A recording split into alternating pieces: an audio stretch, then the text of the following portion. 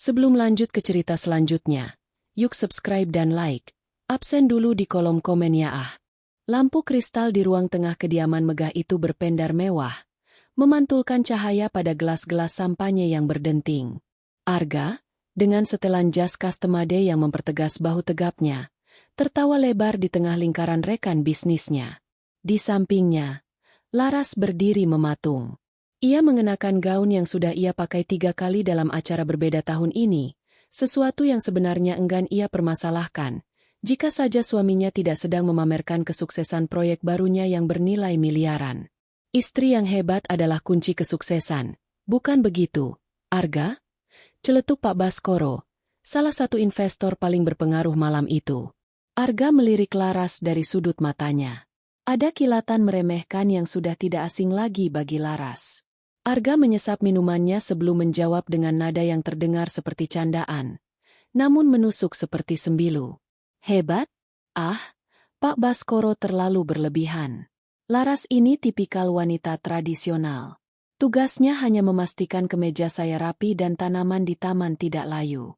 Kalau soal bisnis atau visi masa depan ya, kalian tahu sendiri, ada orang yang memang dilahirkan hanya untuk menjadi hiasan yang tidak terlalu mahal. Ujar Arga diikuti tawarnya.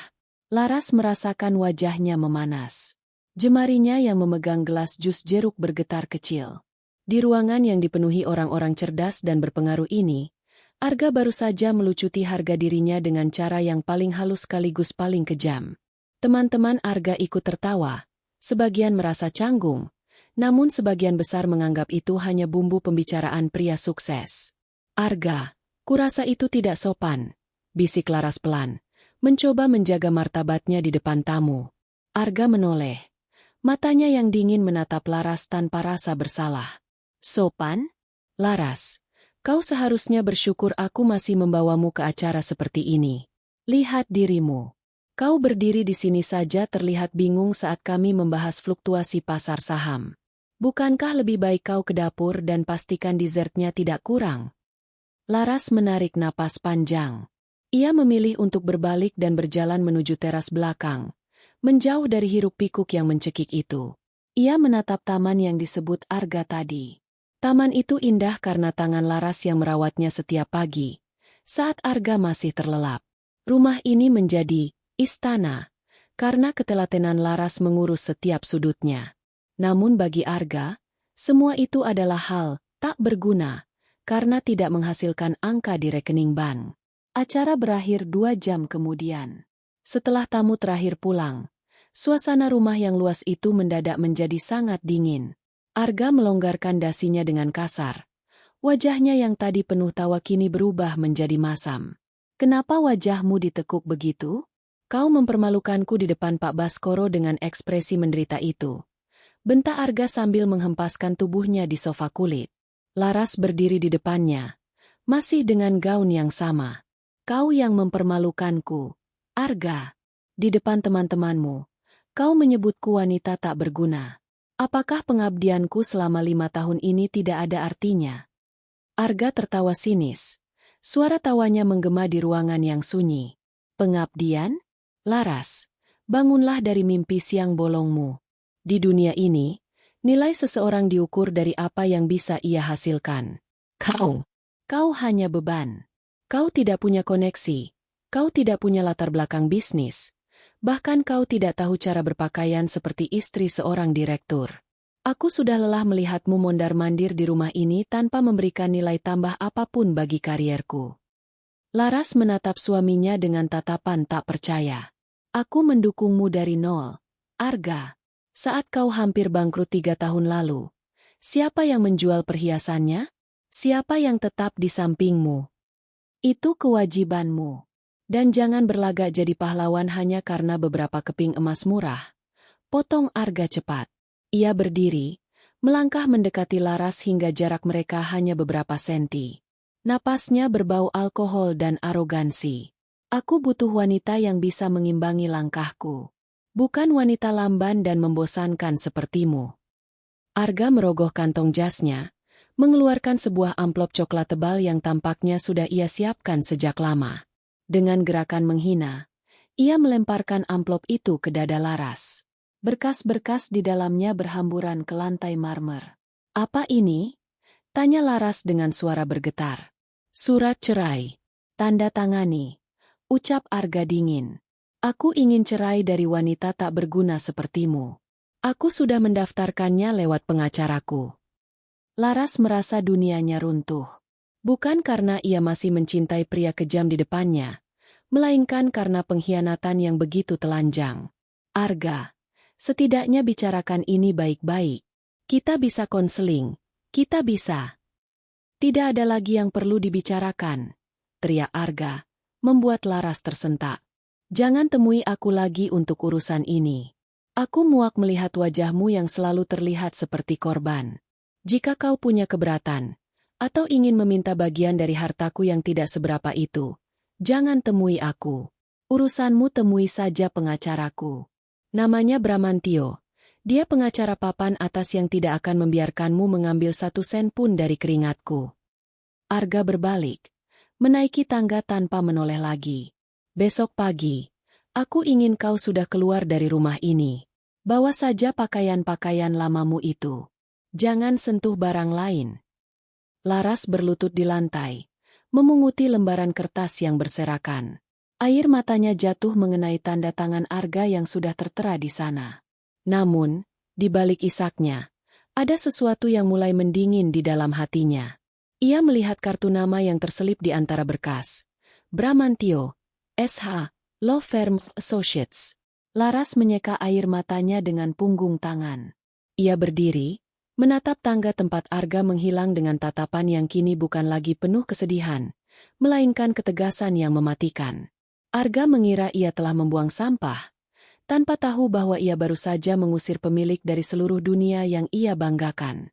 Laras mengambil ponselnya yang selama ini ia gunakan hanya untuk memesan kebutuhan dapur. Ia menekan sebuah nomor yang sudah bertahun-tahun tidak ia hubungi. "Halo, Anton?" Suara Laras terdengar dingin dan stabil. "Siapkan mobil di depan kompleks jam 6 pagi. Dan hubungi firma hukum pusat. Katakan pada mereka Putri Tunggal Wijaya Group sudah kembali." Udara subuh di luar kediaman megah itu terasa menusuk tulang, namun tidak sedingin hati Laras saat ia melangkah keluar dari pintu kayu jati yang selama 5 tahun ini ia anggap sebagai gerbang surganya. Di tangannya hanya ada satu koper kecil, persis seperti yang diperintahkan Arga. Arga benar-benar memastikan Laras tidak membawa apapun yang ia anggap sebagai hasil keringatnya. Bahkan perhiasan pemberian ulang tahun yang dibeli dari uang kantor pun telah dipisahkan Arga di atas meja rias. Seolah-olah Laras adalah seorang pencuri yang harus digeledah sebelum pergi. Laras berhenti sejenak di halaman depan. Ia menoleh ke arah jendela kamar utama di lantai 2. Tirainya masih tertutup rapat. Arga pasti masih terlelap, merasa puas setelah memuntahkan seluruh racun dari mulutnya semalam. Laras tersenyum getir. Pria itu tidak tahu bahwa dengan mengusirnya, Arga baru saja memutus satu-satunya benang yang menopang seluruh keberuntungannya. Sebuah mobil sedan hitam mewah dengan kaca gelap berhenti tepat di depan gerbang. Seorang pria berpakaian safari rapi turun dengan sigap. Itu Anton, kepala pengawal pribadi keluarga Wijaya yang telah mengabdi selama 2 dekade. Saat melihat Laras, wajah kaku Anton tampak melunak, digantikan oleh gurat kesedihan dan hormat yang mendalam. "Nona muda," sapa Anton sambil membungkuk dalam. Ia segera mengambil alih koper kecil Laras. "Mobil sudah siap. Kami sudah menyiapkan penthouse di pusat kota sesuai instruksi Anda." Laras mengangguk pelan. "Terima kasih, Anton. Maaf membuatmu menjemput sepagi ini. Ini adalah kehormatan bagi kami, Nona. Tuan Besar sudah menunggu kabar dari Anda selama bertahun-tahun. Beliau sangat khawatir saat Anda memutuskan untuk hidup dalam kesederhanaan demi pernikahan ini," ujar Anton sambil membukakan pintu mobil. Laras masuk ke dalam kabin mobil yang harum aroma kayu cendana dan kulit mahal. Begitu pintu tertutup, kebisingan dunia luar seolah lenyap. Ia menyandarkan kepalanya di sandaran kursi yang empuk. Selama 5 tahun, ia terbiasa menyetir sendiri, berbelanja ke pasar tradisional demi menghemat uang belanja yang diberikan Arga secara pelit, dan membersihkan rumah besar itu hampir sendirian karena Arga tidak mau mengeluarkan uang lebih untuk asisten rumah tangga tambahan. "Anton, Panggil Laras saat mobil mulai bergerak menjauh. Ya, Nona. Siapa nama pengacara yang paling ditakuti di kota ini sekarang? Jika untuk urusan korporat dan aset, tetap firma hukum kita, Nona. Namun, untuk urusan litigasi yang kejam, ada nama Bramantio. Dia sedang naik daun karena tidak pernah kalah di pengadilan. Kabarnya, dia adalah pengacara yang disewa oleh suami Anda, Arga. Laras menatap jalanan yang mulai terang oleh lampu-lampu kota. Bramantio. Aku ingat nama itu. Bukankah dia salah satu anak panti asuhan yang menerima beasiswa Wijaya 10 tahun lalu? Anton melihat dari spion tengah dan mengangguk. Benar, Nona. Dia adalah lulusan terbaik yang Anda pilih sendiri untuk dikirim ke Harvard. Dia berutang segalanya pada yayasan keluarga Anda, meskipun dia mungkin tidak tahu bahwa sosok Laras yang ia hadapi besok adalah sang dermawan di balik karirnya. Laras menyunggingkan senyum tipis yang mengandung arti tersembunyi. Menarik. Arga bilang aku harus menemuinya jika punya keberatan. Dia pikir Bramantio akan menghancurkanku di pengadilan. Mari kita lihat, apakah anjing penjaga itu akan menggigit tangan yang telah memberinya makan. Sesampainya di penthouse, Laras tidak membuang waktu. Ia masuk ke dalam kamar mandi yang luasnya hampir menyamai ruang tamu rumah Arga. Ia berendam di air hangat, membiarkan uap air meluruhkan sisa-sisa aroma rumah tangga yang beracun. Setelah itu, ia melangkah ke ruang pakaian, walk-in closet, yang sudah diisi oleh stafnya dalam waktu singkat dengan pakaian-pakaian high fashion. Ia memilih setelan power suit berwarna biru navy yang tajam, dengan potongan yang menunjukkan otoritas. Ia memulas wajahnya dengan make-up yang tegas, bibir merah gelap dan tatapan mata yang tajam. Tidak ada lagi Laras yang kusam. Tidak ada lagi Laras yang menunduk saat dibentak. Ponselnya bergetar di atas meja. Sebuah pesan masuk dari Arga. Jangan lupa, jam 10 pagi di kantor Bramantio. Jangan telat. Aku tidak punya waktu seharian untuk melayani drama kemiskinanmu. Tanda tangani suratnya. Ambil uang kerahiman yang sudah kusiapkan, dan pergi dari hidupku selamanya. Laras hanya menatap layar itu tanpa niat membalas. Ia meletakkan ponselnya dan mengambil sebuah map perak dari meja kerja. Map itu berisi detail kepemilikan saham di perusahaan Arga, Arga Pratama Logistics. Arga merasa perusahaan itu miliknya secara penuh, padahal 70% modal awal dan kontrak-kontrak besar yang ia dapatkan berasal dari perusahaan cangkang milik Wijaya Group yang sengaja dialirkan Laras untuk membantu suaminya secara diam-diam. Laras turun ke lobi gedung di mana 2 mobil pengawal sudah menunggu. Perjalanan menuju kantor firma hukum Bramantio terasa singkat. Gedung kantor itu berada di kawasan SCBD, sebuah gedung pencakar langit yang angkuh. Saat Laras turun dari mobil, beberapa orang yang lewat sempat menoleh. Aura yang dipancarkannya begitu kuat, seolah ia adalah pemilik dari seluruh aspal yang ia injak. Ia melangkah masuk lobi, menuju lift khusus eksekutif. Di lantai 45, pintu lift terbuka, memperlihatkan lobi kantor hukum yang sangat modern dan minimalis. Di sana, di sudut ruang tunggu, Arga sudah duduk dengan kaki menyilang, tampak tidak sabar. Ia mengenakan jam tangan Rolex yang selalu ia pamerkan. Jam tangan yang sebenarnya dibeli Laras menggunakan bonus rahasianya sebagai komisaris pasif. Arga mendongak saat mendengar suara sepatu hak tinggi yang beradu dengan lantai granit. Ia sempat terpana selama beberapa detik. Ia melihat seorang wanita cantik, elegan, dan sangat berwibawa berjalan ke arahnya. Perlu waktu 5 detik bagi Arga untuk menyadari bahwa wanita itu adalah istrinya. Laras. Arga berdiri, matanya membelalak tak percaya. Dari mana kau dapat baju itu? Dan apa-apaan penampilan ini? Kau mau mencoba merayuku agar aku membatalkan perceraian ini? Maaf, Laras, kecantikan fisik tidak bisa menutupi fakta bahwa kau tidak berguna bagi bisnisku. Laras tidak menjawab. Ia bahkan tidak menoleh pada Arga. Ia langsung menuju meja resepsionis. Saya ada janji dengan Pak Bramantio. Nama Anda, Nyonya? Tanya resepsionis dengan sopan. Larasati Wijaya. Ucap Laras dengan penekanan pada nama belakangnya. Arga berjalan cepat mendekati Laras, mencoba mencengkeram lengannya. Hei, pakai nama suamimu, Larasati Arga. Dan jangan sok elit di sini. Kita kesini untuk mengakhiri semuanya. Laras mengibaskan tangan Arga dengan gerakan jijik. Urusanmu bukan denganku. Arga, bukankah kau sendiri yang bilang? Urusanku, temui saja pengacaramu. Tepat saat itu, pintu ruangan utama terbuka. Seorang pria berkacamata dengan setelan jas mahal keluar. Itulah Bramantio. Wajahnya tampak tegang. Ia baru saja selesai memeriksa dokumen latar belakang klien lawannya hari ini setelah mendapat telepon darurat dari pusat firma hukum pusat. Arga langsung menyambutnya. Ah, Pak Bram, ini dia wanita yang saya ceritakan. Tolong, jelaskan padanya bahwa dia tidak akan mendapatkan apa-apa selain uang santunan yang saya berikan. Dia hanya ingin memeras. Suara Arga terhenti seketika. Bramantio tidak melihat ke arah Arga. Matanya tertuju lurus pada Laras. Wajah sang pengacara hebat yang terkenal dingin itu mendadak pucat pasi. Tangannya yang memegang map terlihat gemetar hebat. Bulir keringat dingin muncul di pelipisnya. Bramantio melangkah maju, namun bukan untuk bersalaman secara profesional. Ia membungkukkan tubuhnya hampir 90 derajat di depan Laras, membuat seluruh staf di kantor itu terdiam membeku. Enona Larasati.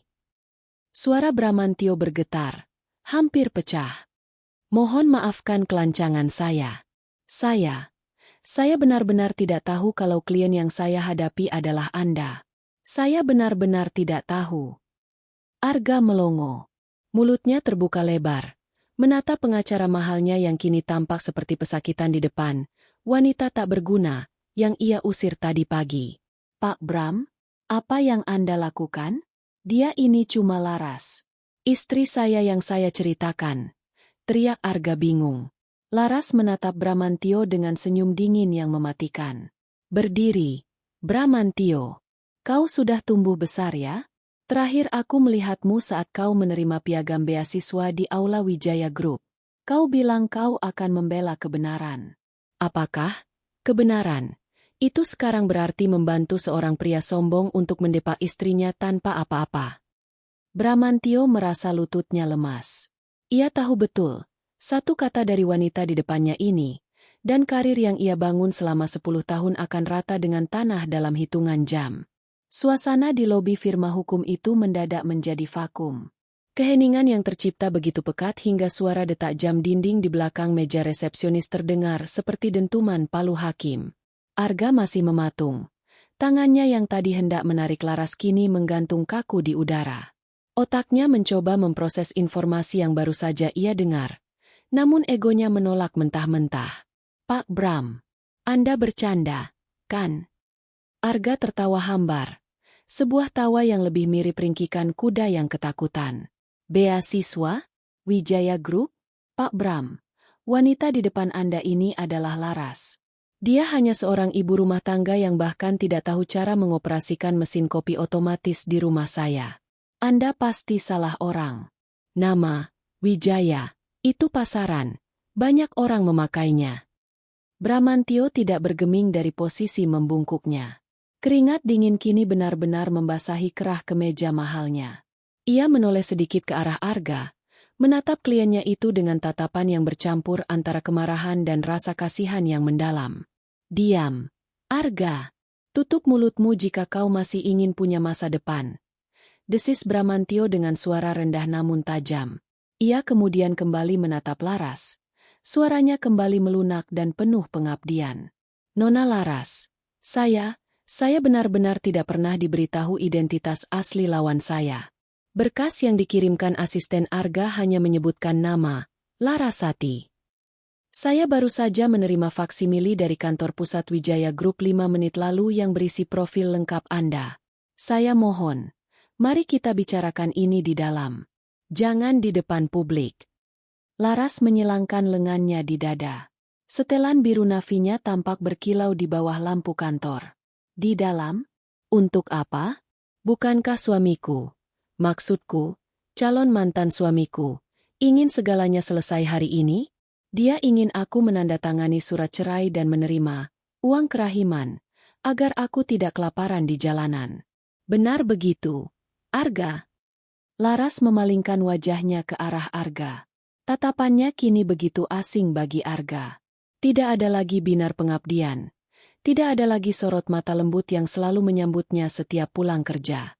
Yang ada hanyalah sepasang mata elang yang siap mencabik mangsanya. Laras, apa-apaan ini? Arga terbata. Keberanian yang ia miliki semalam saat mengusir Laras menguap entah kemana. Masuk. Perintah Laras singkat. Ia tidak menunggu jawaban dan langsung melangkah menuju ruang rapat utama yang berdinding kaca anti peluru. Bramantio bergegas membukakan pintu untuknya. Sementara Arga mengekor di belakang dengan langkah gontai, merasa seperti seorang terpidana yang berjalan menuju tiang gantungan. Di dalam ruang rapat, Laras duduk di kursi utama. Kursi yang biasanya dipesan untuk klien paling penting atau pemilik firma. Arga duduk di seberangnya, sementara Bramantio berdiri di sudut ruangan, tanpa ragu apakah ia pantas duduk atau tidak. Silakan duduk, Bram, ujar Laras dingin. Anggap saja ini reuni kecil antara pemberi dana dan penerima manfaat. Aku tidak menyangka, dana yang kukeluarkan untuk sekolahmu di Harvard akhirnya digunakan untuk membuat draft perceraianku sendiri. Sungguh ironi yang sangat lucu. Bramantio duduk dengan ujung kursi. Tangannya masih gemetar saat membuka map di depannya. Nona, saya tidak akan melanjutkan ini. Saya akan mengundurkan diri sebagai pengacara Arga sekarang juga. Jangan, potong Laras. Kalau kau mundur, siapa yang akan menjelaskan pada Arga tentang apa yang sebenarnya dia miliki? Laras mengeluarkan sebuah tablet dari tasnya dan menggeser layar. Mengirimkan sebuah dokumen ke layar besar yang ada di dinding ruang rapat. Arga mendongak. Matanya menyipit melihat grafik-grafik perusahaan yang sangat ia kenal. Arga Pratama Logistics. Laras membaca nama perusahaan itu dengan nada meremehkan. Kau selalu bangga dengan perusahaan ini, Arga. Kau bilang ini adalah hasil kerja kerasmu, keringatmu, dan bukti bahwa kau adalah pria yang jauh lebih hebat dariku. Tapi, mari kita lihat struktur modalnya. Laras menekan satu tombol. Grafik itu terpecah. 70% saham Arga Pratama Logistics dimiliki oleh sebuah perusahaan investasi bernama Blue Ocean Corp. Dan tahukah kau siapa pemilik tunggal Blue Ocean Corp? Laras menatap Arga dengan senyum miring. Wajah Arga berubah dari pucat menjadi putih pasi. Tidak mungkin. Blue Ocean adalah investor dari Singapura. Mereka yang menyelamatkanku saat aku hampir bangkrut 3 tahun lalu. Singapura hanyalah alamat kantor cabangnya. Arga. Blue Ocean adalah anak perusahaan dari Wijaya Group. Dan aku adalah pemegang otoritas tunggal di sana. Jelas Laras. Jadi, secara teknis, aku adalah bosmu. Kau bekerja di perusahaanku, di kantor yang sewanya kubayar melalui perusahaan cangkang, dan menggunakan koneksi yang secara diam-diam kubuka lewat pengaruh ayahku. Arga menggelengkan kepalanya keras-keras. Bohong. Kau bohong. Kalau kau sekaya itu, kenapa kau diam saja? Kenapa kau mau hidup susah denganku? Kenapa kau hanya memakai baju murah dan memasak di dapur setiap hari? Laras menghela napas. Sebuah helaan napas yang penuh dengan rasa lelah yang telah menumpuk bertahun-tahun. Karena aku mencintaimu, Arga. Setidaknya dulu. Aku ingin tahu, apakah kau mencintaiku karena siapa aku, atau karena apa yang kupunya. Aku ingin membangun rumah tangga yang nyata, di mana kita berjuang bersama. Tapi ternyata, kesuksesan yang sedikit saja sudah membuatmu buta. Kau mulai merasa terlalu besar untuk rumah kita, dan kau mulai merasa aku adalah beban. Laras berdiri, mendekati Arga yang kini tampak sangat kecil di kursinya. Kau menyebutku wanita tak berguna. Tapi kenyataannya, tanpa wanita ini, kau hanyalah seorang pria dengan tumpukan utang dan ambisi kosong. Kau ingin cerai? Baiklah, aku akan memberikan apa yang kau minta. Laras melirik ke arah Bramantio. Bram, perbaiki draft perceraiannya. Masukkan klausul bahwa karena adanya pelanggaran kesetiaan dan penghinaan martabat, seluruh aset yang berafiliasi dengan Blue Ocean Corp akan ditarik kembali dalam waktu 1x24 jam. Termasuk rumah yang kau tempati sekarang, mobil yang kau kendarai, dan posisi CEO MU. Laras, kau tidak bisa melakukan ini. Kita suami istri. Arga berteriak histeris. Ia mencoba meraih tangan Laras. Namun Anton yang sedari tadi berjaga di pintu langsung masuk dan menghalangi Arga dengan satu tangan yang kokoh. Suami istri. Laras tertawa sinis. Semalam kau bilang aku bukan istrimu, tapi beban. Semalam kau bilang aku tidak boleh menemuimu lagi dan hanya boleh bicara pada pengacara. Sekarang, pengacaramu ada di sini. Silakan bicara padanya. Laras mengambil kacamata hitamnya dan memakainya kembali.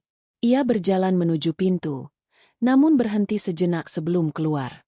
Oh, satu lagi, Arga.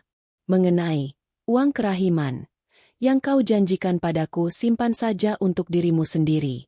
Kau akan jauh lebih membutuhkannya untuk membayar biaya pengadilan dan biaya hidupmu di kontrakan kecil nanti. Karena mulai besok, namamu akan masuk dalam daftar hitam seluruh perbankan di bawah naungan Wijaya Group. Laras melangkah keluar dengan kepala tegak, meninggalkan Arga yang jatuh terduduk di lantai, meratapi kehancuran instan dari istana pasir yang ia bangun di atas kebaikan hati wanita yang baru saja ia buang. Di belakangnya, Bramantio hanya bisa menatap Arga dengan pandangan muak, sambil mulai mengetik draft perceraian yang akan memiskinkan pria itu hingga ke akar-akarnya. Laras melangkah keluar dari gedung firma hukum Bramantio dengan langkah yang mantap. Suara ketukan sepatu hak tingginya menggema di lobi yang luas, terdengar seperti detak jam kematian bagi karir Arga. Di luar, barisan mobil hitam telah menunggu. Anton membukakan pintu dengan hormat yang lebih dalam dari biasanya. Kemana kita sekarang, Nona muda? Tanya Anton setelah mobil mulai membelah kemacetan Jakarta. Kantor pusat Arga Pratama Logistics. Jawab Laras dingin. Mata coklatnya menatap lurus ke depan. Tak ada lagi keraguan di sana. Sudah waktunya melakukan pembersihan besar-besaran. Aku tidak ingin ada satupun jejak kesombongan pria itu tersisa di aset keluargaku. Sementara itu, di dalam ruang rapat yang baru saja ditinggalkan Laras, Arga masih terduduk di lantai granit yang dingin. Dunianya baru saja jungkir balik dalam waktu kurang dari 1 jam. Ia menatap Bramantio, pengacara yang ia bayar mahal, yang kini tengah sibuk membereskan berkas-berkasnya dengan wajah masam. Pak Bram, tolong saya. Ini pasti salah paham. Laras tidak mungkin sekejam itu. Dia mencintaiku. Rintih Arga.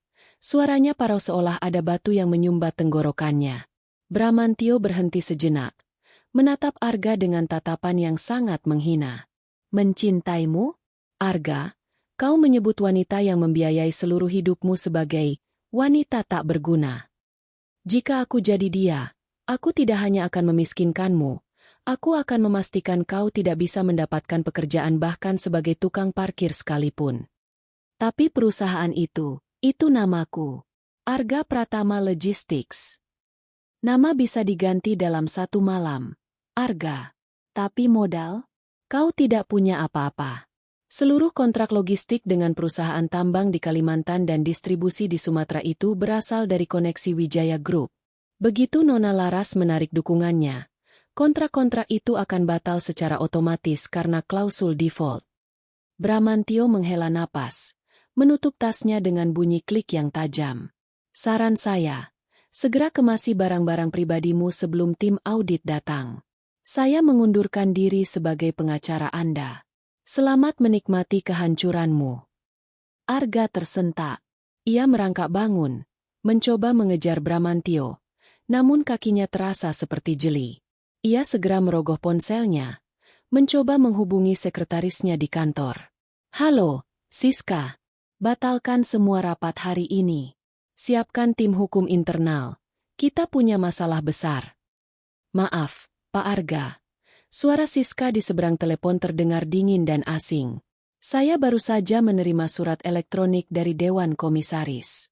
Jabatan Anda sebagai CEO telah ditangguhkan sementara menunggu audit investigasi. Dan, keamanan kantor baru saja menginstruksikan saya untuk mengemas barang-barang di meja Anda. Anda dilarang memasuki area kantor per jam ini. Ponsel di tangan Arga terjatuh. Bunyi benturan ponsel itu dengan lantai terdengar begitu nyaring di telinganya.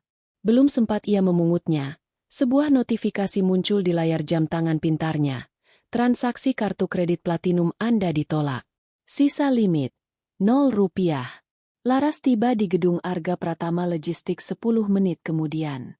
Penampilannya yang luar biasa kontras dengan Laras si istri rumahan, membuat para karyawan di lobi terperangah. Mereka terbiasa melihat Laras datang membawa kotak makan siang dengan pakaian sederhana dan senyum ramah yang sering mereka abaikan.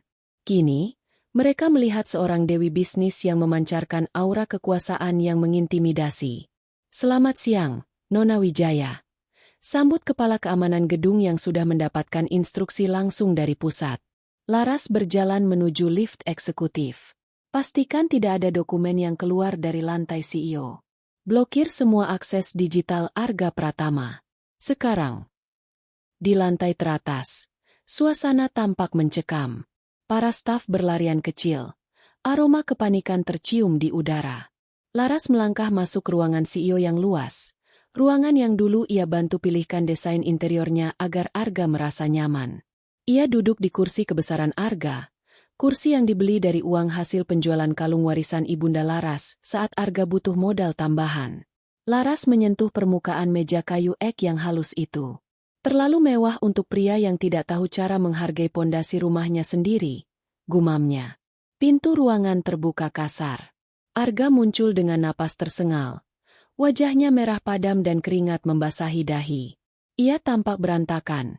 Dasinya miring dan rambutnya acak-acakan. Penjaga di depan pintu mencoba menahannya. Namun Laras memberi isyarat agar mereka membiarkannya masuk. "Keluarlah!" teriak Arga pada para penjaga. Lalu ia membanting pintu. Ia menatap Laras yang duduk dengan tenang di kursinya. "Kau benar-benar melakukannya? Kau ingin menghancurkanku hanya karena masalah rumah tangga? Laras, kau sudah gila. Ini bisnis. Banyak orang bergantung pada perusahaan ini." Laras menyesap teh yang dibawakan sekretaris untuknya. "Justru karena ini bisnis, Arga, aku menyelamatkan aset keluargaku dari pemimpin yang tidak kompeten dan arogan. Seseorang yang tidak bisa menghargai pasangannya, biasanya juga tidak akan bisa menghargai mitra bisnisnya dalam jangka panjang. Aku hanya mempercepat proses kejatuhanmu yang memang sudah terprediksi." Arga mendekat ke meja, suaranya melembut, mencoba strategi terakhir, manipulasi emosi. "Laras sayang, aku minta maaf. Aku hanya sedang stres semalam. Tekanan pekerjaan membuatku bicara sembarangan. Kita bisa memperbaiki ini, kan? Ingat janji suci kita? Dalam suka dan duka." Laras tertawa, sebuah tawa yang kering dan tanpa jiwa. "Dalam suka dan duka? Kau memberikan duka kepadaku selama 5 tahun. Arga, kau membiarkanku hidup seperti pelayan di rumah kita sendiri sementara kau bersenang-senang dengan Citra, pria sukses, yang kubangunkan untukmu. Di mana janji sucimu saat kau menyebutku wanita tak berguna di depan Pak Baskoro?" Laras berdiri, berjalan perlahan mengitari meja hingga ia berdiri tepat di depan Arga. "Kau tahu apa yang paling menyedihkan? Aku sebenarnya sudah menyiapkan hadiah ulang tahun pernikahan kita yang ke-5 bulan depan. Aku berencana memberikan kepemilikan penuh perusahaan ini atas namamu tanpa campur tangan Blue Ocean Corp. Aku ingin kau benar-benar berdiri sendiri sebagai pria mandiri." Mata Arga membelalak. Penyesalan yang luar biasa menghantam dadanya seperti godam raksasa. "Tapi semalam," lanjut Laras, "kau menunjukkan wajah aslimu. Kau menunjukkan bahwa saat kau merasa sudah di atas, kau akan menginjak orang-orang yang membantumu naik. Jadi, anggap saja ini adalah biaya pelajaran yang mahal untuk karaktermu yang buruk." Tiba-tiba, pintu terbuka lagi. Beberapa pria bersetelan gelap masuk membawa koper-koper peralatan. "Nona Laras, tim audit investigasi sudah siap," lapor salah satu dari mereka. Laras menoleh pada Arga. "Keluar, Arga. Sekarang kau benar-benar bukan siapa-siapa di sini. Dan jangan repot-repot pulang ke rumah. Kunci sudah diganti, dan barang-barangmu sudah aku kirimkan ke gudang di pinggiran kota. Kau bisa mengambilnya di sana. Kau tidak bisa mengusirku dari rumahku sendiri," raung Arga. "Rumah itu atas nama Yayasan Wijaya, Arga, kau hanya menumpang. Selama ini kau hanya menumpang pada hidupku. Arga ditarik keluar oleh dua petugas keamanan. Ia berteriak-teriak, memaki, lalu memohon. Namun suaranya perlahan menghilang seiring tertutupnya pintu lift. Laras kembali duduk, menatap pemandangan kota dari balik jendela kaca yang besar. Ia telah meruntuhkan istana pasir itu, dan sekarang, ia akan membangun menara yang sesungguhnya di atas puing-puing tersebut. Namun, di tengah kemenangannya, setitik air mata jatuh di pipi Laras. Bukan untuk Arga, tapi untuk 5 tahun waktu yang ia sia-siakan demi mencintai bayangan pria yang tidak pernah ada. Anton, panggil Laras melalui interkom. Ya, Nona. Siapkan pertemuan dengan Pak Baskoro. Katakan padanya, Arga Pratama Logistics kini memiliki pemimpin baru. Dan kali ini, pemimpinnya benar-benar tahu cara menjalankan bisnis. Laras masih berdiri di balik jendela kaca kantor CEO, mengamati mobil derek yang sedang menarik mobil mewah Arga dari area parkir khusus pimpinan. Itu adalah pemandangan yang puitis, sebuah simbol dari otoritas yang ditarik paksa. Namun, Laras tahu bahwa untuk menghancurkan pria seangkuh Arga, ia tidak boleh hanya memutus aliran uangnya, ia harus meruntuhkan harga diri pria itu hingga ke dasar yang paling dalam. Nona, suara Anton terdengar dari ambang pintu. Bramantio meminta izin untuk bertemu kembali. Dia bersikeras ingin menyampaikan sesuatu secara pribadi sebelum proses hukum berlanjut. Laras berbalik, merapikan kerah jas birunya yang tetap kaku tanpa celah. Bawa dia masuk. Dan Anton? Biarkan Arga melihatnya dari kejauhan jika dia masih berkeliaran di lobi bawah. Beberapa menit kemudian, Bramantio masuk. Pengacara yang biasanya dikenal sebagai hiu pengadilan, itu kini tampak seperti murid yang dipanggil ke ruang kepala sekolah. Langkah kakinya ragu, dan tangannya yang memegang tas kerja kulit mahal itu terlihat jelas bergetar. Begitu pintu tertutup, Bramantio langsung membungkuk dalam, lebih dalam dari yang ia lakukan di kantornya tadi. Nona Laras, saya datang bukan sebagai pengacara Arga. Saya datang sebagai seorang putra yang berutang nyawa pada keluarga Anda. Saya memohon maaf yang sebesar-besarnya. Jika saya tahu sejak awal. Laras duduk di kursi CEO, menyandarkan punggungnya dengan elegan. Duduklah, Bram. Jangan biarkan gemetar itu merusak reputasimu sebagai pengacara papan atas. Bramantio duduk dengan kaku. Nona, saya sudah memutus semua kontrak dengan Arga. Saya juga telah menyiapkan berkas tambahan yang mungkin Anda perlukan. Bukti-bukti pengalihan dana kecil yang dilakukan Arga selama setahun terakhir untuk kepentingan pribadinya yang tidak tercatat di laporan Blue Ocean. Dia pikir dia cerdik dengan menyembunyikan beberapa miliar. Tapi bagi sistem audit Wijaya, itu hanyalah remah roti. Laras menerima berkas itu, membolak-baliknya dengan jemari lentur yang kini dihiasi cincin berlian milik ibunya. Cincin yang dulu ia simpan di brankas bank karena takut Arga akan merasa terintimidasi oleh harganya. Kenapa kau begitu takut padaku, Bram? Tanya Laras tenang. Matanya menatap tajam ke arah pria di depannya. Kau adalah salah satu pengacara terbaik negeri ini. Kau punya firma sendiri. Bramantio menelan ludah. Tenggorokannya terasa kering. Karena saya tahu siapa Anda, Nona. Dunia mengenal Tuan Besar Wijaya sebagai naga bisnis. Tapi di kalangan internal yayasan, kami tahu bahwa yang memilih kami adalah Anda. Anda bukan hanya pemilik modal. Anda adalah orang yang membaca esai saya 10 tahun lalu, yang percaya pada anak yatim piatu dari pinggiran kota untuk dikirim ke Amerika. Tanpa Anda, saya mungkin masih menjadi buruh serabutan di pelabuhan. Bramantio menjeda, mencoba menstabilkan suaranya. Melihat Anda direndahkan oleh pria seperti Arga, itu membuat saya gemetar karena marah pada diri sendiri dan gemetar karena takut akan murka yang bisa Anda lepaskan. Laras tersenyum tipis. Bagus kalau kau masih ingat akarmu. Sekarang, aku ingin kau melakukan satu hal. Tetaplah menjadi pengacara, bayangan, untuk proses ini. Aku ingin kau yang menyerahkan semua gugatan balik ini kepada Arga. Aku ingin dia melihat bahwa orang yang paling dia andalkan untuk menghancurkanku adalah orang yang akan mengantarkannya ke gerbang kemiskinan.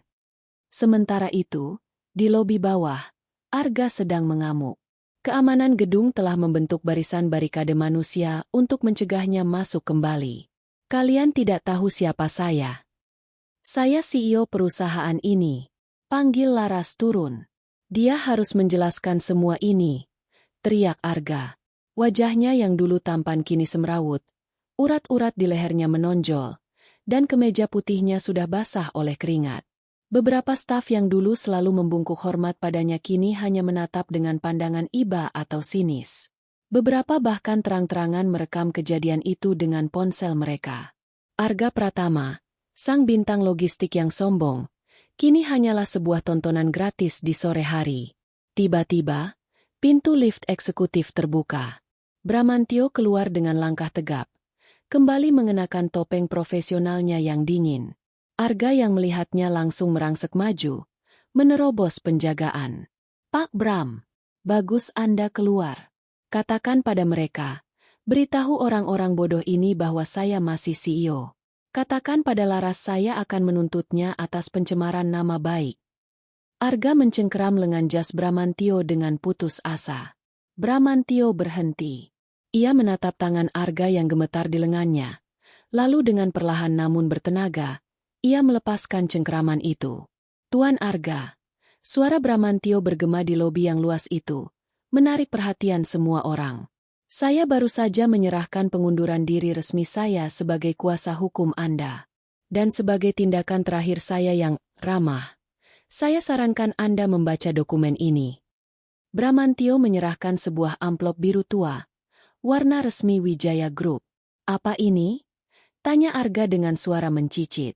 Itu adalah gugatan balik atas dugaan penggelapan dana perusahaan, penyalahgunaan wewenang, dan gugatan cerai dengan tuntutan 0% pembagian harta Gonogini berdasarkan bukti bahwa seluruh aset diperoleh dari hibah bersyarat perusahaan induk yang Anda langgar. Jelas Bramantio tanpa emosi. Arga membuka amplop itu dengan tangan yang bergetar jauh lebih hebat dari Bramantio tadi. Matanya menyisir kata demi kata. Penggelapan? Aku hanya mengambil sedikit untuk biaya maintenance gaya hidup kita. Laras tidak mungkin sekejam ini. Bukan Nona Laras yang kejam, Arga. Bramantio mendekat, berbisik tepat di telinga Arga sehingga hanya pria itu yang bisa mendengarnya. Kau yang bodoh. Kau mencoba menelan matahari dan mengeluh karena kerongkonganmu terbakar. Tahukah kau siapa wanita yang kau panggil? Tak berguna, itu? Dia adalah alasan kenapa kau punya sepatu mahal yang kau pakai sekarang. Dan sekarang, dia ingin sepatunya kembali. Bramantio melangkah pergi menuju mobilnya, meninggalkan Arga yang berdiri mematung di tengah lobi. Tiba-tiba, ponsel Arga berdering. Itu dari Pak Baskoro, investor yang semalam ia bangga-banggakan. Arga mengangkatnya dengan secercah harapan. Halo, Pak Baskoro? Pak, tolong saya. Laras gila, dia. Arga. Suara Pak Baskoro di seberang sana terdengar berat dan penuh kekecewaan. Jangan sebut nama saya lagi. Saya baru saja mendapat telepon dari Dewan Komisaris Wijaya Group. Jika saya terus berurusan denganmu, seluruh kontrak distribusi saya akan diputus. Kau tahu kan, di dunia ini kita harus memilih rekan yang punya masa depan? Dan kau baru saja menjadi masa lalu yang sangat berisiko. Selamat tinggal. Klik. Sambungan terputus. Arga menatap layar ponselnya yang retak. Satu demi satu, pintu dunia tertutup di depannya. Teman-temannya, relasinya, hartanya, dan harga dirinya menguap seperti embun tersiram api. Dari lantai paling atas, Laras memperhatikan sosok Arga yang tampak kecil dari ketinggian. Arga terlihat berlutut di aspal depan gedung, menutupi wajahnya dengan kedua tangan. Tidak ada lagi raja logistik. Yang ada hanyalah seorang pria yang kehilangan segalanya karena lidahnya sendiri. Laras mematikan lampu ruang kerja itu. Mari kita pulang, Anton, ke rumah yang sebenarnya. Baik, Nona muda. Laras berjalan menuju lift, tidak lagi menoleh ke belakang. Baginya, bab 1 hingga 5 adalah tentang keruntuhan Arga. Namun, ia tahu perjalanan sesungguhnya, perjalanannya sebagai pemimpin sejati Wijaya Group baru saja dimulai. Dan Arga? Pria itu baru saja memulai neraka pribadinya yang akan berlangsung lama. Arga tidak pernah merasa sekecil ini. Selama 5 tahun terakhir, ia selalu melangkah masuk ke gedung-gedung pencakar langit dengan dagu terangkat, merasa bahwa dunia adalah papan catur yang ia kendalikan. Namun kini, ia berdiri di depan pintu lift gedung utama Wijaya Group, pusat dari segala kekuasaan ekonomi di negeri ini, dengan kemeja yang kusut dan mata merah karena kurang tidur. Ia telah menghabiskan malam di sebuah hotel melati, karena kunci rumah mewahnya benar-benar telah diganti. Kartu kreditnya mati, dan sisa uang tunai di dompetnya hanya cukup untuk membayar taksi ke sini. Satu-satunya harapan Arga adalah menemui Tuan Besar Wijaya, ayah Laras. Dalam benak Arga yang masih terperangkap dalam delusi, ia yakin bahwa Tuan Wijaya tidak tahu apa yang dilakukan putrinya. Ia akan memohon, bersujud jika perlu, dan menceritakan bagaimana Laras telah berubah menjadi monster dan menghancurkan bisnis yang telah mereka bangun bersama. "Maaf, Pak, Anda tidak bisa masuk tanpa janji," ujar petugas keamanan di lobi utama. Petugas ini berbeda dengan petugas di kantornya kemarin. Di sini, setiap orang tampak seperti robot yang sangat disiplin. "Saya menantu Tuan Wijaya. Saya suami Larasati Wijaya. Cepat hubungi lantai atas," bentak Arga, mencoba menggunakan sisa-sisa otoritasnya yang sudah membusuk. Petugas itu menatap Arga dengan pandangan datar. "Tuan Arga Pratama, kami sudah menerima instruksi. Jika Anda datang, Anda diminta langsung menuju ruang rapat Garuda di lantai 50. Silakan, Anda sudah ditunggu." Arga menghela napas lega. "Tunggu saja, Laras," pikirnya penuh kemenangan yang prematur. "Ayahmu pasti akan membelaku. Dia tidak akan membiarkan investasinya hancur hanya karena emosi seorang wanita." Di lantai 50, pintu lift terbuka langsung menuju sebuah ruang rapat yang sangat luas dengan pemandangan 360 derajat kota Jakarta. Di tengah meja oval yang terbuat dari kayu jati kuno, Laras duduk di kursi pimpinan. Di sebelah kanannya adalah Bramantio, dan di sebelah kirinya adalah seorang pria tua berambut putih dengan tatapan mata sedingin es, Tuan Besar Wijaya. Arga melangkah maju, wajahnya langsung dipasang sedemikian rupa agar terlihat seperti korban. Papa lihat apa yang dilakukan Laras? Dia gila, Pak. Dia mengambil semua asetku, dia mengusirku dari rumah, dan dia mengancam akan memenjarakanku. Papa harus bicara padanya. Bisnis kita dalam bahaya. Bisnis kita. Suara Tuan Wijaya memotong kalimat Arga. Suaranya tidak keras, tapi mengandung vibrasi yang membuat nyali Arga menciut. "Sejak kapan kau punya hak menyebut bisnisku sebagai bisnismu, Arga?" Arga tertegun. "Maksud Papa?" "Duduk," perintah Tuan Wijaya. Arga duduk dengan tangan gemetar. Di depannya, Bramantio membuka sebuah map tebal. "Tuan Arga, rapat hari ini bukan untuk negosiasi, melainkan untuk eksekusi akhir. Kami telah melakukan audit menyeluruh terhadap Arga Pratama Logistics selama 12 jam terakhir." Bramantio memutar layar monitor besar di dinding. "Selama 3 tahun terakhir, Anda telah memindahkan dana operasional secara ilegal ke rekening pribadi Anda di luar negeri. Nilainya mencapai 40 miliar rupiah. Anda juga menggunakan aset perusahaan sebagai jaminan untuk utang judi online dan gaya hidup mewah Anda di luar pengetahuan istri Anda." "Itu fitnah," teriak Arga. "Kami punya semua bukti transfernya, Arga." Laras menyela. Suaranya tenang namun tajam. "Kau pikir aku tidak tahu kenapa kau selalu pulang terlambat setiap Selasa malam? Kau pikir aku tidak tahu tentang apartemen yang kau sewa untuk wanita-wanita yang kau sebut klien penting? Itu? Aku tahu semuanya. Aku hanya diam karena aku ingin melihat sejauh mana kau akan mengkhianati kepercayaanku." Tuan Wijaya menggebrak meja, membuat Arga terlonjak. "Aku memberikan restu padamu karena aku mengira kau pria pekerja keras yang bisa menjaga putriku. Ternyata kau hanyalah parasit yang mencoba memakan inangnya sendiri. Kau tahu apa hukuman bagi orang yang mencoba mencuri dari keluarga Wijaya?" Arga meneteskan keringat dingin. "Pak, Tolong, aku hilaf. Laras, tolong, kita masih bisa mulai dari awal. Aku akan berubah. Aku janji. Laras menatap suaminya, pria yang dulu ia cintai dengan seluruh jiwanya. Kini, ia hanya melihat tumpukan sampah yang dibungkus jas mahal. Sudah terlambat untuk janji. Arga, di depanmu ada dua pilihan. Bramantio menyodorkan dua dokumen. Pilihan pertama, ujar Bramantio. Anda menandatangani surat cerai ini sekarang juga, menyerahkan seluruh aset yang Anda miliki tanpa syarat, dan meninggalkan negara ini dalam waktu 48 jam. Kami tidak akan melaporkan penggelapan dana Anda ke pihak kepolisian. Arga menelan ludah. Pilihan kedua. Pilihan kedua, sambung Laras, kau boleh menolak menandatanganinya. Kita akan bertemu di pengadilan. Tapi aku pastikan, dengan bukti penggelapan dan perzinaan yang kumiliki, kau tidak hanya akan keluar dari sini dengan tangan kosong, tapi kau akan menghabiskan 20 tahun ke depan di balik jeruji besi. Dan kau tahu kan, penjara bagi narapidana kasus korupsi dan penipuan di negeri ini sangat tidak nyaman bagi pria manja sepertimu. Arga menatap kedua dokumen itu. Tangannya gemetar hebat. Ia menoleh ke arah Tuan Wijaya, mencari secercah belas kasihan. Namun pria tua itu justru membuang muka seolah melihat sesuatu yang menjijikan. Kau memanggilku wanita tak berguna, Arga, ucap Laras pelan. Namun setiap katanya terasa seperti tusukan belati. Hari ini, aku akan membuktikan siapa yang sebenarnya tidak berguna di ruangan ini. Tanpa namaku, kau hanyalah narapidana yang menunggu waktu. Arga meraih pulpen di atas meja.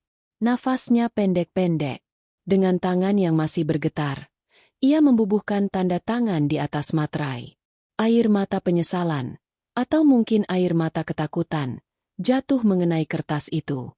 Selesai, ujar Bramantio sambil menarik dokumen itu dengan cepat. Laras berdiri.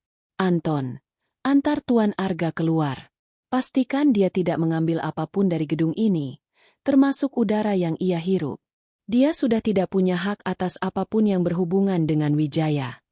Arga berdiri dengan kaki lemas. Saat ia berjalan melewati Laras, ia mencoba berbisik. Laras, tolong. Laras tidak menoleh. Ia menatap lurus ke arah jendela, ke arah masa depannya yang kini bersih dari benalu. Jangan pernah sebut namaku lagi. Mulai detik ini, kau mati bagiku.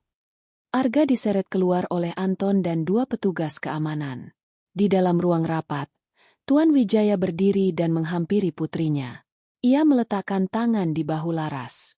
Kau melakukannya dengan baik, putriku. Maafkan ayah karena membiarkanmu menderita terlalu lama dalam eksperimen cintamu ini. Laras tersenyum tipis. Kali ini senyum yang tulus. Tidak apa-apa, ayah. Setidaknya sekarang aku tahu bahwa mahkota ini memang lebih berat daripada yang terlihat. Tapi aku jauh lebih kuat daripada yang kukira. Skakmat. Permainan berakhir. Arga telah kehilangan rajanya, bentengnya, dan seluruh papannya. Sementara Laras, sang ratu, kini berdiri tegak di tengah medan laga yang baru saja ia taklukkan. Dunia Arga Pratama runtuh dalam satu tarikan napas. Saat ia melangkah keluar dari lobi Megah Wijaya Group, matahari Jakarta yang terik terasa seperti mengejeknya. Ia berdiri di trotoar, di antara ribuan orang yang berlalu lalang, menyadari bahwa ia tidak lagi memiliki tempat untuk pulang.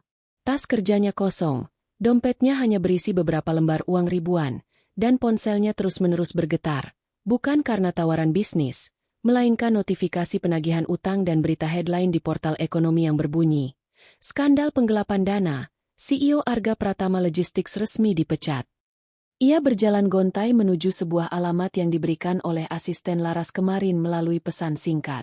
Sebuah gudang di pinggiran kota, tempat di mana barang-barang tak berguna miliknya dikumpulkan. Setibanya di sana, Arga terduduk lemas di atas aspal yang kotor. Di depan sebuah pintu besi yang berkarat, tertumpuk 3 koper tua dan beberapa kardus pakaian. Tidak ada jam tangan mewah, tidak ada koleksi sepatu kulit handmade, dan tentu saja tidak ada kunci mobil sport yang selama ini ia banggakan. Laras benar-benar membiarkannya pergi hanya dengan apa yang ia miliki saat mereka pertama kali bertemu, sebelum kemewahan membutakan matanya. Ini tidak mungkin terjadi padaku. Isak Arga membenamkan wajah di kedua tangannya. Selama ini, ia merasa sombong karena ia pikir ia adalah arsitek dari kesuksesannya sendiri. Ia lupa bahwa setiap kontrak yang ia tanda tangani, setiap pintu yang terbuka baginya, adalah karena ada bayangan raksasa bernama Wijaya Group di belakangnya.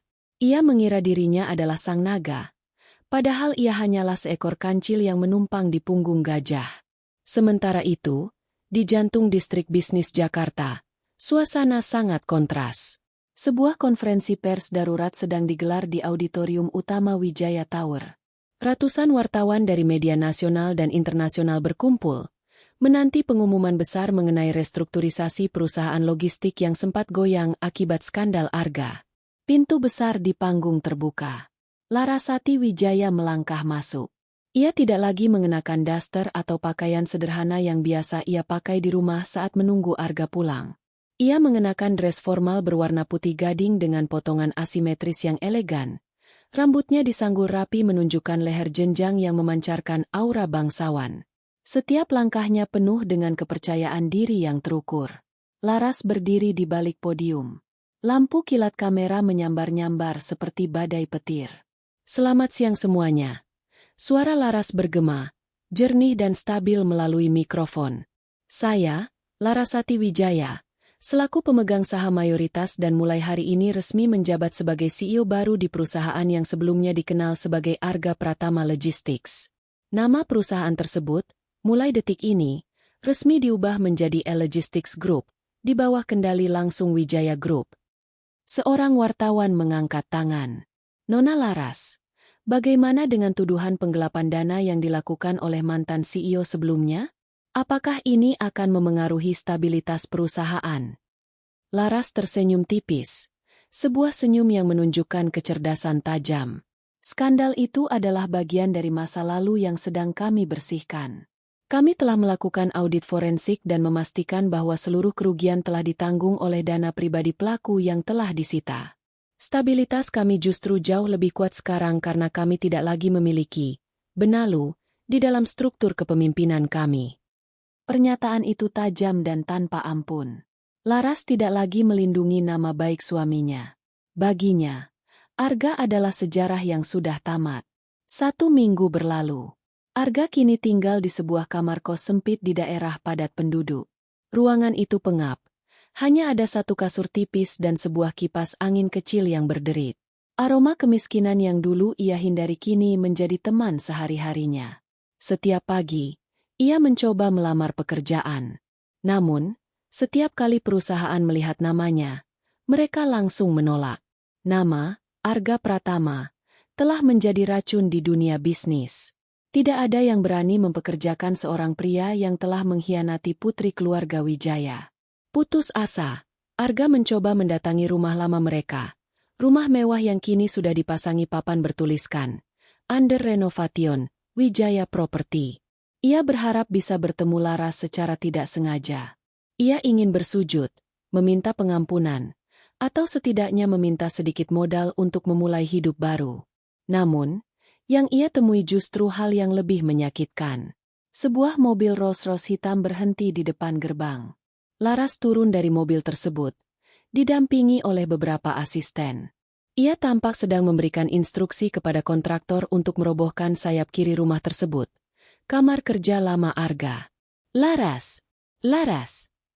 Arga berteriak, mencoba mendekat namun langsung dihadang oleh 2 pengawal bertubuh kekar. Laras berhenti sejenak. Ia menoleh perlahan. Ia melihat pria yang dulu ia panggil suami kini tampak seperti gelandangan. Janggutnya tidak terurus, kemejanya kusam, dan matanya cekung. Biarkan dia bicara, ujar Laras dingin pada pengawalnya. Arga jatuh berlutut di atas trotoar. Laras, tolong. Aku sudah tidak punya apa-apa. Aku tinggal di tempat kumuh. Aku lapar. Laras. Aku minta maaf atas semua kata-kataku. Aku tahu aku salah. Aku wanita tak berguna. Tidak. Maksudku aku pria tak berguna. Kaulah yang hebat. Tolong, berikan aku 1 kesempatan lagi. Aku akan jadi asistenmu. Sopirmu, apapun. Laras menatap Arga dari balik kacamata hitamnya. Tidak ada rasa marah di wajahnya. Tidak ada pula rasa benci. Yang ada hanyalah kehampaan. Kesempatan? Tanya Laras pelan. Arga, kau punya 5 tahun kesempatan. Setiap hari selama 5 tahun, aku memberimu kesempatan untuk menjadi pria yang baik. Tapi kau memilih untuk menghinaku. Kau memilih untuk merendahkan wanita yang memberimu segalanya. Aku hilaf. Laras. Aku bodoh. Benar. Kau memang bodoh. Tapi kebodohanmu bukan tanggung jawabku lagi. Laras melangkah selangkah lebih dekat. Kau tahu kenapa aku merobohkan kamar kerjamu ini? Karena aku ingin menghapus semua energi negatif dari tempat ini. Aku ingin rumah ini kembali suci, tanpa ada jejak kesombonganmu. Laras merogoh tasnya, mengeluarkan sekeping koin Rp1.000 dan menjatuhkannya tepat di depan lutut Arga yang gemetar. Dulu, kau bilang aku tidak berguna bahkan untuk sekadar memberikan nilai tambah bagi kariermu. Sekarang, koin ini mungkin lebih bernilai daripada namamu di bursa saham. Ambil ini, belilah air minum, dan jangan pernah muncul di depanku lagi. Jika kau mendekat lebih dari 100 meter dari aset Wijaya lagi, aku tidak akan segan-segan mengaktifkan laporan kepolisian atas kasus penggelapanmu. Laras berbalik dan masuk kembali ke dalam rumah tanpa menoleh lagi. Arga menatap koin di atas aspal itu. Ia merasa hatinya baru saja dicabik-cabik. Ia menyadari bahwa Laras tidak hanya mengambil hartanya, tapi Laras telah mencuri jiwanya. Malam itu, Arga berjalan pulang ke kosannya di bawah guyuran hujan. Di sebuah layar besar di pinggir jalan, ia melihat iklan baru L-Logistics. Wajah Laras terpampang besar di sana dengan tagline, "Kekuatan sejati berawal dari integritas." Arga menangis keras di tengah hujan, namun suaranya tenggelam oleh deru mesin mobil-mobil mewah yang melintas. Mobil-mobil yang dulu ia pikir adalah miliknya, namun kini menjadi pengingat abadi akan kejatuhannya yang tragis. Ia telah kehilangan matahari, dan kini ia harus belajar hidup dalam kegelapan yang ia ciptakan sendiri. Roda nasib tidak hanya berputar bagi Arga. Roda itu seolah-olah lepas dari porosnya dan menggilas tubuhnya hingga hancur. 1 bulan setelah ketuk palu di ruang rapat Wijaya Group, Arga kini mendapati dirinya berada di sisi dunia yang paling gelap. Ia tinggal di sebuah kontrakan petak di gang sempit yang aromanya bercampur antara limbah rumah tangga dan keputusasaan. Pagi itu, Arga terbangun dengan perut melilit. Sisa roti tawar yang ia beli 3 hari lalu sudah mulai ditumbuhi bintik hijau. Ia menatap cermin buram di kamar mandinya yang sempit. Pria di cermin itu bukan lagi Arga sang eksekutif muda yang rapi. Rambutnya berminyak, matanya kuyu, dan ada garis-garis stres yang permanen di dahinya. Aku harus bertemu mereka, gumam Arga. Baskoro, atau setidaknya Hendra. Mereka temanku. Mereka pasti mau membantuku jika aku memohon sedikit saja. Dengan pakaian terbaiknya yang tersisa, sebuah kemeja yang ia setrika menggunakan panci panas karena tidak punya setrikaan, Arga berangkat menuju sebuah klub golf eksklusif di pinggiran Jakarta. Tempat itu adalah tempat nongkrong rutinnya dulu. Ia tahu setiap Sabtu pagi, teman-teman sosialitanya akan ada di sana. Ia harus bersembunyi-sembunyi masuk karena kartu keanggotaannya sudah lama diblokir. Ia menunggu di dekat area parkir, berharap keberuntungan berpihak padanya. Tak lama kemudian, sebuah Range Rover putih berhenti. Turunlah Hendra, seorang pengusaha properti yang dulu sering meminta bantuan Arga untuk melobi kontrak logistik. Hendra, bro. Arga berlari kecil menghampirinya. Hendra menoleh. Kacamata hitamnya turun sedikit ke ujung hidung. Ia menatap Arga dari atas ke bawah dengan ekspresi seolah melihat tumpukan sampah yang bisa bicara. Arga? Wah, kau terlihat berbeda. Lebih merakyat, ya? Arga mencoba tertawa hambar, mencoba mencairkan suasana. Hahaha, ya, begitulah. Sedang ada sedikit guncangan bisnis. Listen, Hendra, aku butuh sedikit bantuan. Kau tahu kan aku punya banyak pengalaman di logistik. Apakah ada posisi di perusahaanmu? Manajer operasional saja tidak apa-apa. Atau Hendra memotong kalimat Arga dengan suara tawa yang keras dan menghina. Manajer? Arga, kau bercanda? Kau tahu tidak? Sejak berita penggelapan dana itu keluar, namamu jadi bahan lelucon di grup WhatsApp kami? Bahkan sopirku saja tidak mau bertukar posisi denganmu sekarang. Tapi kita kan teman. Hendra, aku pernah membantumu meloloskan izin di pelabuhan dulu. Itu dulu, Arga. Saat kau masih punya pengaruh. Sekarang kau hanya pembawa sial. Hendra meludah ke samping. Dan dengar baik-baik. Laras, maksudku, Ibu Larasati Wijaya, sekarang adalah klien utama perusahaan propertiku. Jika dia tahu aku bicara denganmu, kontrakku bisa hangus. Jadi, tolong menjauh dariku sebelum aku panggil keamanan. Hendra berlalu begitu saja, meninggalkan Arga yang membeku. Kata-kata, Ibu Larasati, terasa seperti tamparan yang lebih keras daripada pengusiran manapun. Arga tidak menyerah. Ia mencoba mendatangi Pak Baskoro di kantornya. Namun, ia bahkan tidak bisa melewati meja resepsionis. Maaf, Pak Arga. Pak Baskoro sedang tidak ingin diganggu oleh siapapun yang berstatus non-aktif di dunia bisnis. Ucap sang resepsionis dengan nada robotik yang dingin. Arga duduk di trotoar di depan kantor Baskoro. Ia melihat sebuah mobil mewah melintas, dan di dalamnya, ia melihat Sinta, wanita yang dulu sering ia ajak makan malam mewah secara diam-diam saat ia masih menjadi suami Laras. Sinta adalah wanita yang selalu memuji kehebatan Arga dan menyebut Laras sebagai istri rumahan yang membosankan. Arga melambaikan tangan, berharap Sinta berhenti. Sinta melihatnya, namun alih-alih berhenti, wanita itu justru menutup tirai mobilnya dengan cepat, seolah jijik melihat wajah Arga. Saat itulah Arga benar-benar menyadari realitasnya. Di dunia yang ia agung-agungkan, pertemanan hanyalah soal transaksi. Tanpa harta, ia tidak lebih dari sekadar bayangan yang tidak diinginkan. Malam harinya, Arga berjalan pulang melewati sebuah mal mewah. Di layar digital raksasa yang menghadap ke jalan raya, sebuah video profil tentang tokoh wanita paling berpengaruh tahun ini sedang diputar. Di sana, Laras berdiri dengan sangat anggun. Ia sedang berpidato di sebuah forum internasional. Suaranya terdengar sangat berwibawa, jauh berbeda dengan suara lembut yang dulu selalu menawarkan teh hangat saat Arga pulang kerja. Kemandirian wanita bukan tentang menyaingi pria, tapi tentang menyadari bahwa kita memiliki nilai yang tidak bisa ditentukan oleh kata-kata orang lain. Jangan pernah membiarkan siapapun menyebutmu tak berguna, karena mereka yang mengatakan itu biasanya adalah mereka yang takut akan potensimu, ucap Laras dalam video tersebut.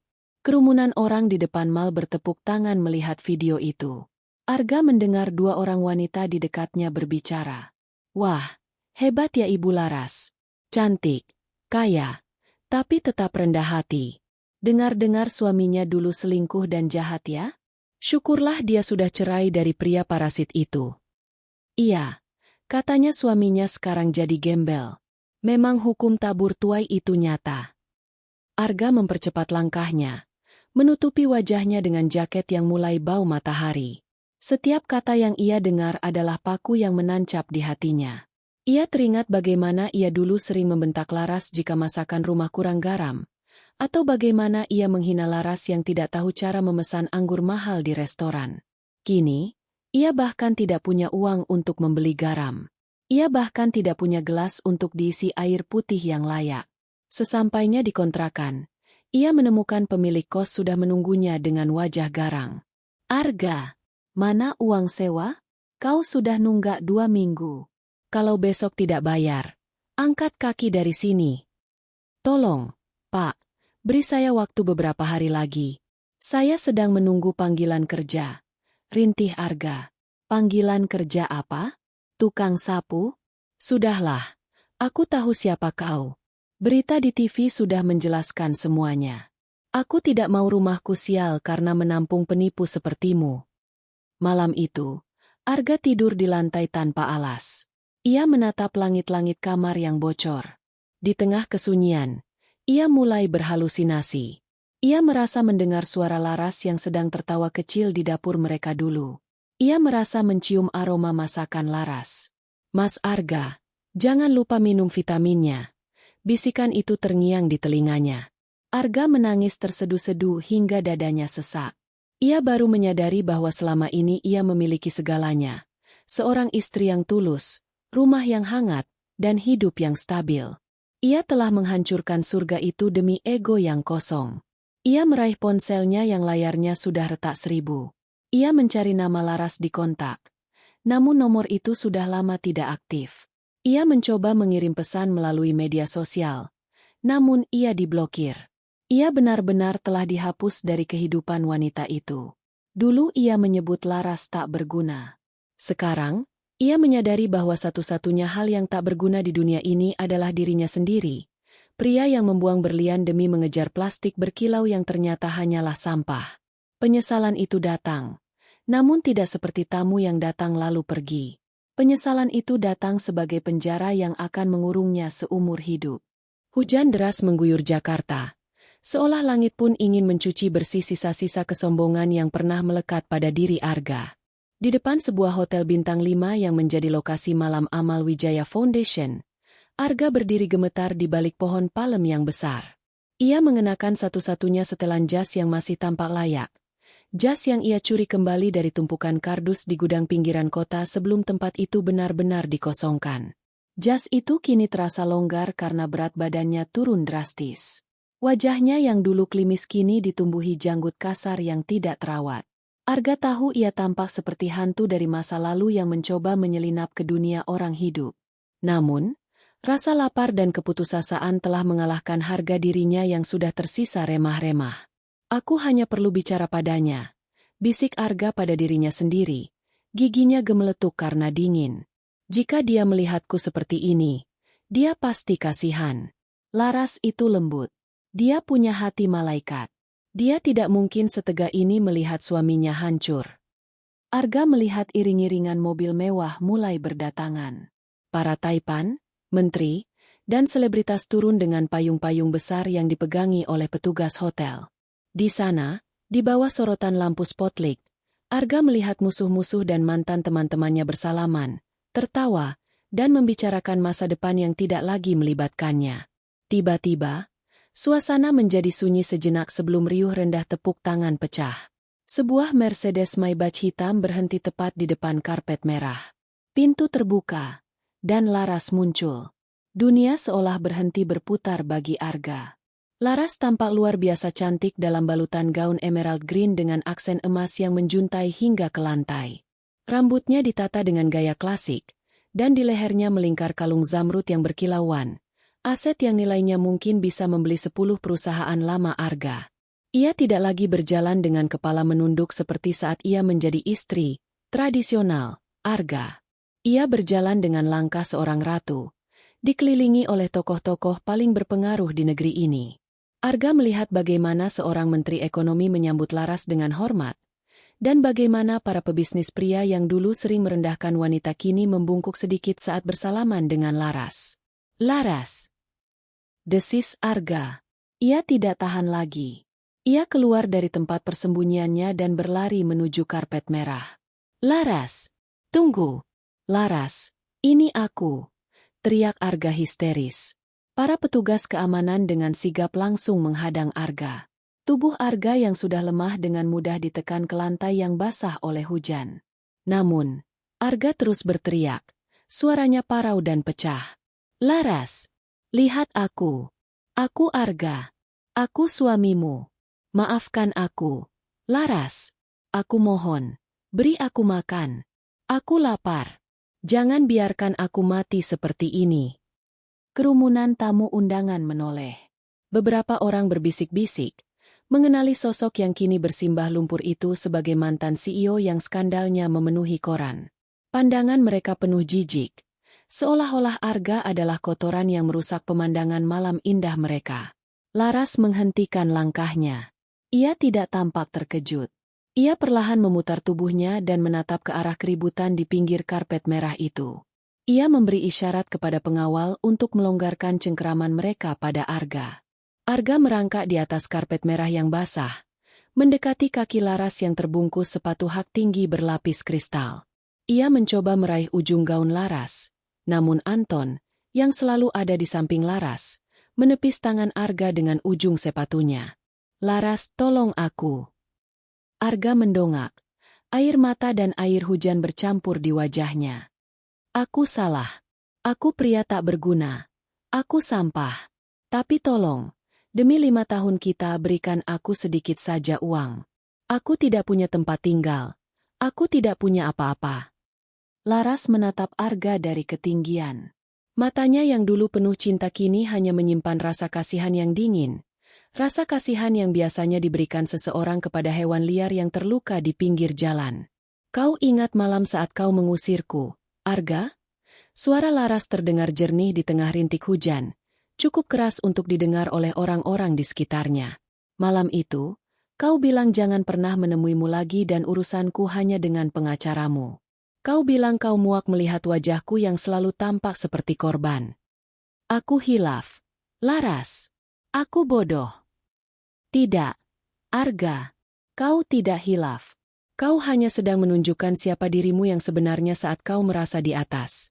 Laras menarik napas panjang.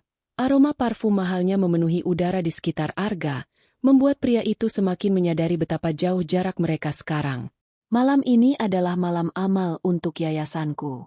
Kami membantu orang-orang yang tidak mampu, orang-orang yang jujur tapi kurang beruntung, dan anak-anak yang ingin sekolah." Laras menjeda, menatap Arga dengan pandangan yang membuat Arga merasa lebih kecil daripada debu. "Tapi kami tidak memiliki pos anggaran untuk membantu pengkhianat yang menghambur-hamburkan uang perusahaan untuk berjudi dan berzina. Kami tidak membantu pria yang merasa dirinya Tuhan saat kaya, tapi menjadi pengecut saat miskin." Seorang pengusaha muda yang berdiri di samping Laras menyela. "Ibu Laras, apakah Anda ingin saya memanggil polisi agar pria ini tidak mengganggu acara Anda?" Laras menggeleng pelan. "Tidak perlu. Dia sudah menerima hukuman yang paling berat, yaitu hidup dengan dirinya sendiri." Laras membuka tas kecilnya, mengeluarkan sebuah kartu nama berwarna perak. Ia menjatuhkannya tepat di depan wajah Arga. "Itu alamat sebuah panti rehabilitasi sosial milik keluargaku. Di sana kau akan mendapatkan tempat tidur di bangsal umum dan makanan 3 kali sehari sebagai pengungsi. Kau akan diminta bekerja menyapu halaman dan membersihkan toilet untuk membayar biaya tinggalmu. Itulah urusan terakhir yang bisa kuberi kepadamu. Jika kau masih punya sisa harga diri, pergilah ke sana dan mulailah belajar bagaimana menjadi manusia yang berguna dari nol." Arga menatap kartu nama itu. Bangsal umum? Membersihkan toilet? Iya, Arga Pratama yang dulu memerintah ratusan karyawan, kini ditawari pekerjaan sebagai pembersih toilet di panti sosial. Ini penghinaan. "Laras," tangis Arga. "Bukan, Arga. Ini adalah belas kasihan terakhirku," ucap Laras dingin. Ia kemudian berbalik, kembali melangkah menuju pintu hotel yang megah. "Ayo masuk, bapak-bapak, ibu-ibu. Jangan biarkan hujan ini merusak semangat kita untuk membantu sesama yang benar-benar layak dibantu." Arga ditinggalkan sendirian di karpet merah. Pengawal hotel menyeretnya menjauh dari area hotel dan membuangnya di pinggir jalan raya. Ia duduk di sana, memeluk lututnya, menatap kartu nama perak yang kini kotor terkena lumpur. Dari dalam hotel, sayup-sayup terdengar suara musik klasik dan denting gelas. Arga menyadari bahwa di dalam sana, Lara sedang dikelilingi oleh para pemimpin dunia, sedang dipuja sebagai ratu logistik yang baru. Sementara di sini, di bawah guyuran hujan, ia hanyalah seorang pria yang namanya tidak akan diingat oleh siapapun besok pagi. Ia menoleh ke arah gedung hotel yang menjulang tinggi, menyadari satu hal yang paling menyakitkan. Laras tidak pernah membutuhkannya. Selama ini, dialah yang membutuhkan Laras untuk tetap tegak. Dan saat ia membuang penopangnya, ia terjatuh ke jurang yang tidak ada dasarnya. Arga meremas kartu nama itu dan menangis meraung-raung. Sebuah tangisan penyesalan yang terlambat 1000 tahun. Pintu surga telah tertutup rapat, dan ia sendiri yang telah mengunci kuncinya dari dalam, lalu membuang kuncinya ke dalam api. 1 tahun telah berlalu sejak malam badai di depan Hotel Bintang 5 itu. Jakarta tetaplah kota yang sibuk, namun bagi 2 orang yang pernah berbagi satu atap, dunia telah berubah secara permanen. Di pinggiran kota yang jauh dari kebisingan gedung pencakar langit, sebuah panti rehabilitasi sosial berdiri dengan dinding-dinding putih yang bersih. Di sana, seorang pria dengan pakaian seragam abu-abu kasar sedang berlutut di lantai selasar, menggosok ubin dengan sikat kecil. Tangannya yang dulu hanya terbiasa memegang pena mahal dan kemudi mobil mewah, kini kapalan dan kasar. Pria itu adalah Arga. Ia tidak lagi memiliki sorot mata angkuh. Matanya kini kosong, seolah jiwanya telah lama pergi meninggalkan raganya. Setiap pagi, ia bangun pukul 5 subuh untuk membersihkan toilet komunal, memotong rumput, dan membantu di dapur panti. Di sana, tidak ada yang memanggilnya Pak CEO atau Tuan Arga. Baginya, identitas itu hanyalah hantu yang sesekali datang dalam mimpi buruknya. Tiba-tiba, televisi di ruang tengah panti yang sedang menayangkan berita bisnis menarik perhatian para penghuni lainnya. Dan hari ini, Larasati Wijaya resmi dinobatkan sebagai Entrepreneur of the Year. Di bawah kepemimpinannya, Logistics Group tidak hanya mendominasi pasar domestik, tetapi juga melakukan ekspansi besar-besaran ke pasar Eropa dan Amerika. Nilai saham Wijaya Group mencapai rekor tertinggi dalam sejarah. Arga berhenti menggosok lantai. Ia mendongak, menatap layar televisi dari kejauhan. Di sana, Lara sedang berdiri di atas podium megah di London, memberikan pidato kemenangan. Ia tampak 10 tahun lebih muda, memancarkan energi yang begitu positif dan penuh cahaya. Di sampingnya, ayahnya, Tuan Besar Wijaya, tampak tersenyum bangga, sebuah senyum yang tidak pernah Arga dapatkan selama menjadi menantunya. Wah, hebat sekali wanita itu. Ya? Ucap seorang bapak tua penghuni panti di sebelah Arga. Katanya dulu suaminya jahat sekali. Kasihan, pria itu pasti sangat bodoh karena telah membuang bidadari seperti dia. Arga tidak menjawab. Ia menundukkan kepalanya dalam-dalam, kembali menggosok lantai dengan lebih keras, seolah ingin menghapus bayangannya sendiri dari ubin tersebut. Air mata jatuh mengenai lantai yang baru saja ia bersihkan, namun ia segera menyekanya. Ia telah belajar bahwa di tempat ini, air mata tidak akan memberinya makan. Ia telah belajar arti sebenarnya dari kata, tak berguna, yang dulu sering ia sematkan pada Laras. Ternyata kata itu adalah cermin yang memantulkan dirinya sendiri. Di hari yang sama, di lantai teratas Wijaya Tower, Laras sedang berdiri di balkon kantornya, menatap garis cakrawala Jakarta yang mulai kemerahan oleh senja.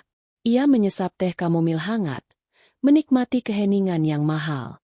Pintu ruangannya terbuka pelan. Anton masuk dengan sebuah map tipis. "Nona muda, ini laporan bulanan dari panti rehabilitasi," ujar Anton dengan nada hormat. Laras berbalik, meletakkan cangkir tehnya. Bagaimana keadaannya? Dia bekerja dengan baik. Tidak pernah membuat masalah.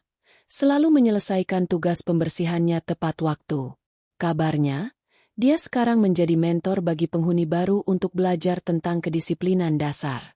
Namun, dia tetap menolak untuk dikunjungi oleh siapapun dari masa lalunya.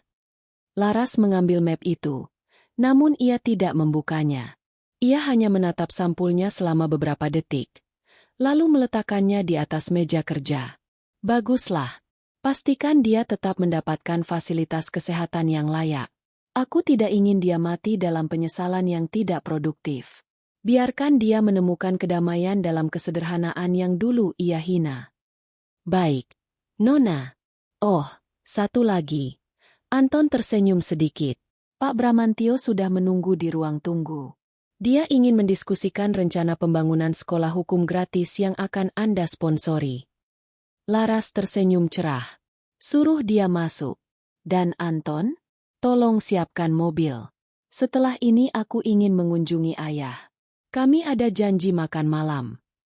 Laras melangkah menuju meja kerjanya, melewati sebuah cermin besar di sudut ruangan.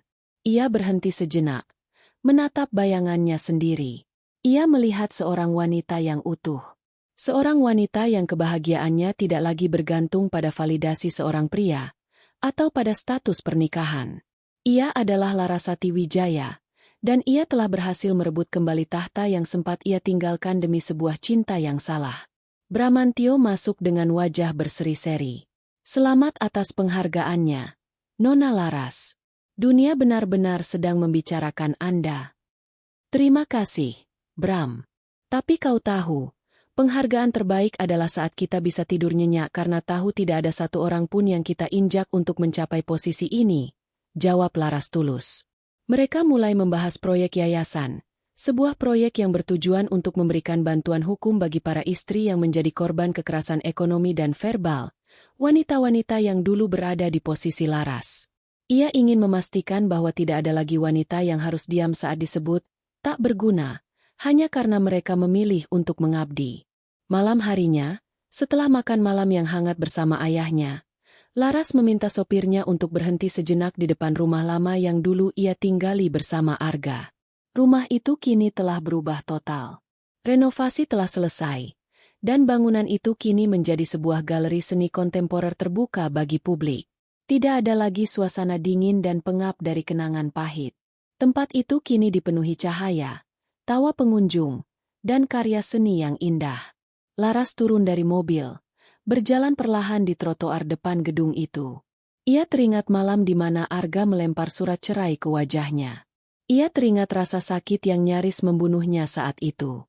Namun sekarang, saat ia mengenang momen itu, ia tidak lagi merasakan perih. Ia justru merasa bersyukur. Jika kau tidak melempar surat itu, Arga, bisik Laras pada angin malam, mungkin aku masih menjadi bayangan di rumah ini. Terima kasih telah membebaskanku dengan cara yang paling kejam. Laras kembali ke mobilnya. Saat mobil mulai bergerak, ia melihat sekilas dari jendela seorang pria yang tampak seperti Arga sedang berjalan di kejauhan dengan pakaian lusuh, namun ia segera membuang muka.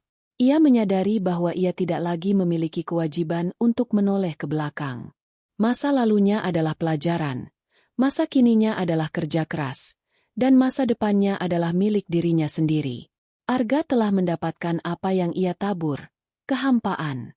Laras telah mendapatkan apa yang ia perjuangkan, kebebasan. Di bawah langit Jakarta yang berbintang, sang ratu terus melangkah maju. Ia tidak lagi mencari seseorang untuk melindunginya, karena ia menyadari bahwa perisai terkuat yang pernah ia miliki adalah harga dirinya sendiri. Cerita tentang wanita tak berguna itu telah berakhir, dan sebuah legenda baru tentang penguasa yang bijaksana baru saja dimulai. Tamat.